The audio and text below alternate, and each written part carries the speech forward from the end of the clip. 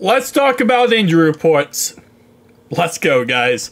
So, starting off right away, update to my last video. James of Cincinnati Bengals Talk went ahead and talked about this Jamarr Chase situation earlier today. I didn't even see this. According to him, they offered him a $140 million deal for 4 years, $90 million guaranteed, which is a lot guaranteed. And the superstar receiver was fine with both the years and the numbers. Problem was the guarantees. So Chase Camp didn't like the guarantees, wouldn't become vested, fully guaranteed, until 2027. They wanted them earlier to protect him from financial risk of serious injury, and so negotiations hit the wall. So they don't trust that he's going to be able to 100% stay healthy the whole entire time. He wants it, obviously, almost. Oh, he doesn't want it fully guaranteed. He's okay with the $90 million, but he wants it sooner rather than later. So, yep, that's why Chase is not under a new contract.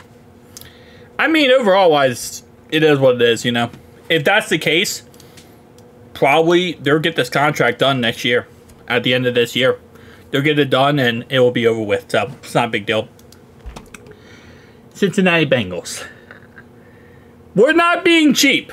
Can we just take a second here to see that the Bengals here weren't being cheap? You know, normally they get that, you know, well, did they get that rap? They are usually cheap. But this time, they weren't. This time, it wasn't the Bengals being cheap. It was really just the fact that they didn't want to give the guarantees so early. They wanted the guarantees later. So, let's talk about injury report. Joe Burrow's wrist injury. Full participant in practice. He does talk about this, and I do want to bring this up real fast. Let me see if I have it here. Okay, so Joe Burrow wrist absolutely not affecting my throws. He claims that his wrist injury is not affecting him when he throws the ball. I don't think it is, to a certain degree. To a certain degree, I really don't think it is. Because he has inflammation in his wrist and it's swelling and it hurts, and not hurts, but it's uncomfortable for him to throw the ball. But based on what the doctors are saying, he can still throw it just fine. There's no real problems with him throwing the ball. It's just a little bit more, you know, it's just a little bit more uncomfortable to do it. But he can, as long as he deals with the uncomfortness, he can do it just fine. So I don't really think there is a problem with the injury causing him to throw the ball. It's just uncomfortable for him to do it. And then he also got to deal with the inflammation afterwards. He said that's part of the ligament injuries. If you don't move it, you're going to lose it. So I'm always moving it around, keeping it loose, keeping my mobility the way it's supposed to be. So it's going to continue to happen. Yeah, you always got to be working on it, and especially when it comes to, you know, relearning how to do a lot of things. I mean, he couldn't grip the football last year because of this injury. So, all right. I mean, overall wise, I guess we'll see long term if it affects him. But for right now, I don't think it's affecting him really much at all. Which would be a very positive thing. But obviously, you know, last game is last game. T. Higgins did not participate in practice. He was on the rehab field, but he did not participate in practice, and we're going to pretty much be in this area probably for another week or two. So, at least. We'll have to wait and see. Zach Taylor did say that he's making great progress to get better, but again, like I said, we'll have to wait and see. B.J. Hill was limited with a knee injury, which we can't afford that. Because Chris Jenkins did not practice. He was on the rehab field as well. Tanner Hudson did not practice with a knee injury. And not the biggest deal of all time. But Tanner is, no matter what happened last game is last game. Tanner is still a really great player for us. I know I was very ticked off. Most Bengals fans were, let's be honest.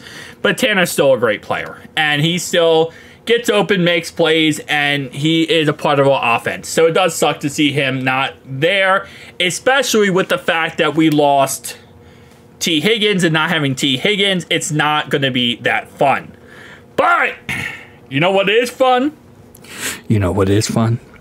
Amarius Mims. Amarius Mims is limited participant in practice. He went through 2 individual drills I saw personally. We looked at a video.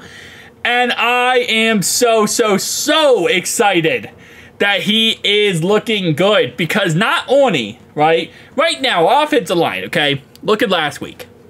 Our biggest issue is Trent Brown. Okay, that's our biggest problem. Cordell Volson, bro, what happened to Cordell Volson, by the way? Because Cordell Volson is good. Okay, Cordell Volson is amazing.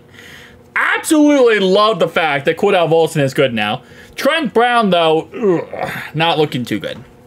We'll have to wait and see how that turns out. But now with Amarius Mims coming back, let's go, baby.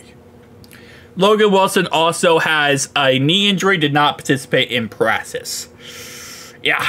Also, update on Chris Jenkins. He got surgery on Friday for his thumb. So we'll see how he turns out there and if everything works out as well. Yeah, it's going to be crazy, guys. It's going to be crazy. So let me see if I have...